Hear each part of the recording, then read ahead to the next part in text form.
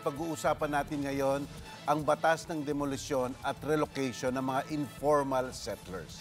Marami pong nag-phone in sa atin tungkol din dito in the previous episodes, no, attorney? Kailan ba pwedeng magsagawa ng demolition? Ano po ba yung mga proseso?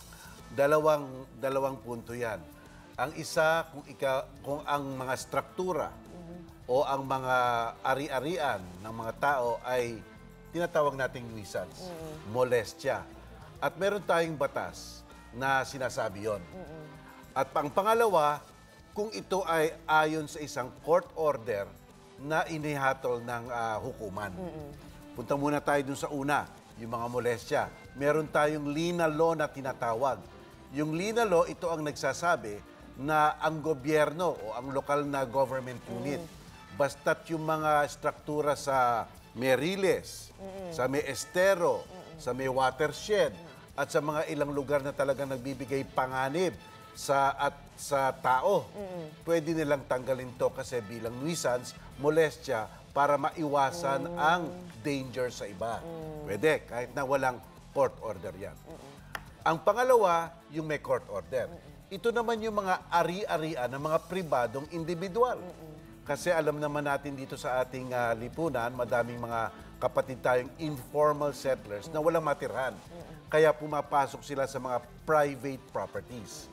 At ang nangyayari, nagkakaroon ng kaso, pinapaalis sila ng may-ari, at saka nagkakaroon ng order ang korte para paalisin sila. I see. Attorney, pwede at minsan, nagkakaroon nga ng order of demolition at order of eviction. I see.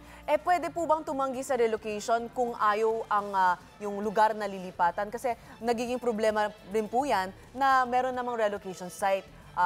Merong mga housing na ginagawa para makapag-relocate itong mga informal settlers. Pero minsan sasabi niya, ay ang layo sa trabaho ko, malayo sa kung saan nanggaling kami at ayong lumipat. Ano po yung mga legal process to be able to remedy alam mo, sa mga usaping pampublikong ari-arian, yung mga public places, talagang kargado yan ng gobyerno.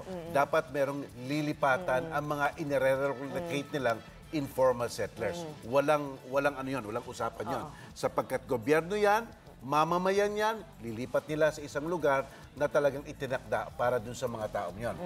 Ang nagiging problema, yung mga informal settler sa mga pribadong property. Sapagkat ang mga private owners, may karapatan rin pakinabangan ang kanilang mga ari-arian. Diba? Kaya yung Lina Law, binabalanse ang karapatan ng may-ari at ang binigay na karapatan ng Lina Law sa mga informal settler.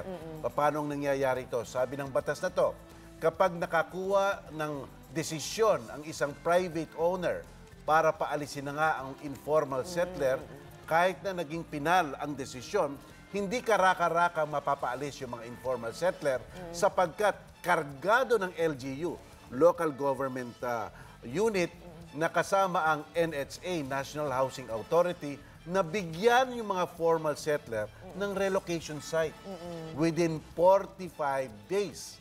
At kung imposibleng mabigyan ng relocation site, bibigyan yung mga informal settler ng tinatawag na disbursement compensation para nga makalipat at may pondo sila para makapagpalipat. Kasi pagkatapos ng 45 days na yun at wala pang nangyayari, tandaan natin, Grace, court order yan. Yes.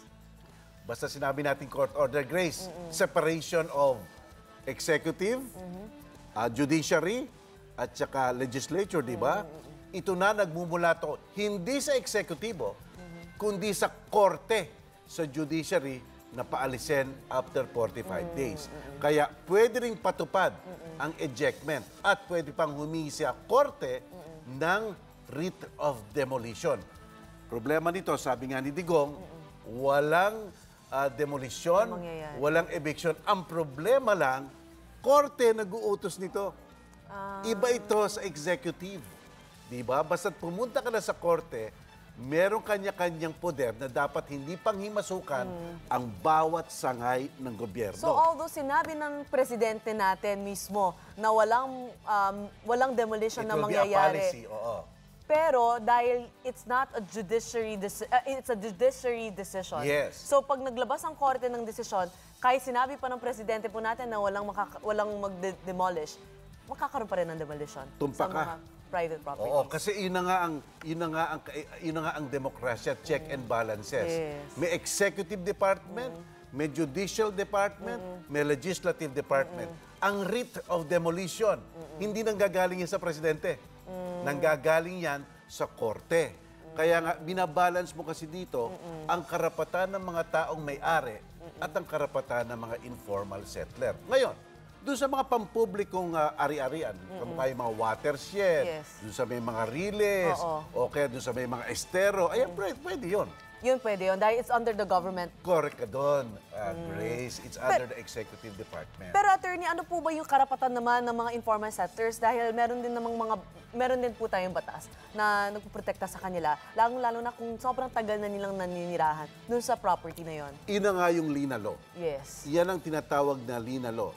Na kung sila ay nasa mga pribadong property, hindi na lang basta-basta sila maaalis kahit na may desisyon ang korte. Ilang years po ba? Binibigyan sila ng 45 days para nga makakuha ng iba pang titirhan na bibigay ng LGU at saka ng NHA. Kaya lang nga, minsan imposible, kaya sabi rin ng batas, bibigyan sila ng disturbance compensation.